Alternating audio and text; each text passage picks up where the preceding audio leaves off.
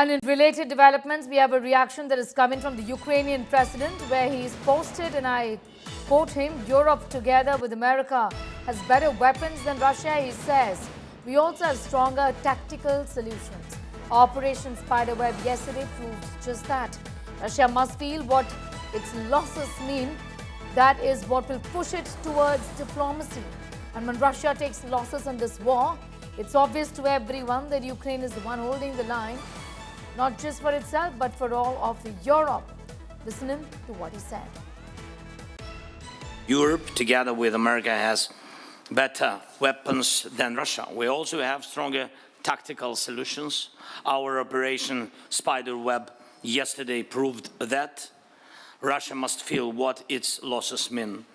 That is what will push it toward diplomacy. And when Russia takes losses in this war, it's obvious to everyone that Ukraine is the one holding the line, not just for itself, but for all of Europe. All right, I'm going to go straight across to my colleague Rajesh Pawar joining us from Kyiv. At this point in time, Rajesh has been tracking that for months and years together, essentially. A very significant statement coming in from the Ukrainian president on the attacks that has given, changed the warfare in many ways, hasn't it? He's also, in fact, spoken clearly about the fact that there are plans that Russia has from Belarus. And let's check with the intelligence what these are. Give us more details about this and put this statement into perspective, Rajesh. Sneha, first of all, like you mentioned, Belarus, let me also tell you that day before yesterday, that is on 31st night, 2 bridges were destroyed inside Russian territory. And one of the bridges was on the train, on the railway track, which connects Russia with Belarus. This is an additional piece of information I wanted to give you.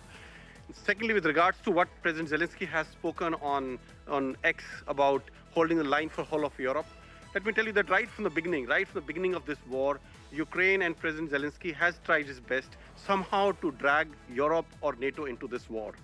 And they have tried everything, from false flag operations to claiming that a part of Russian missile has gone inside Poland. Somehow they wanted to bring NATO into it. And it looks like his whole strategy is towards that.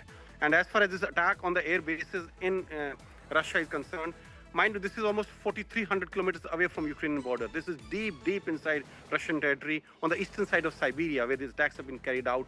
And these were strategic bombers capable of carrying nuclear weapons. And Russia has a limited number of these aircrafts, Tu-22, which they have, and they cannot be replaced. They cannot be replaced for a long time to come. If they cannot be replaced in a year or two, it might take even longer than that.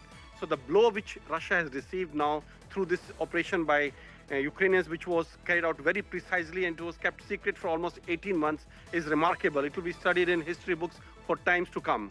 And this has been the single biggest victory Ukraine has achieved in this war in last more than 3 years.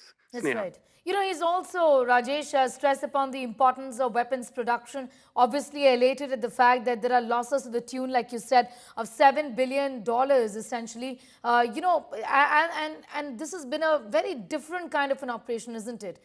Something that Russia was absolutely unaware about. The very fact that this is the scale of destruction, weapons that have been destroyed, which are our assets that have been destroyed, which can't be replaced easily, has really hit Russia very hard this time around.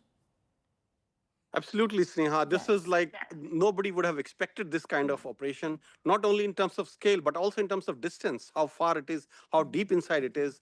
And this is the strategic base of Russian aviation. Right. And as I said, these are the bombers, which were, in fact, there were rumors that Russia is planning a large-scale air attack on Ukraine in the coming days. One of the biggest blows they have given to Ukraine in last 3 years before any meaningful peace talks could start. And just before they could execute that plan, Ukraine has pulled this off, destroying these strategic bombers deep inside.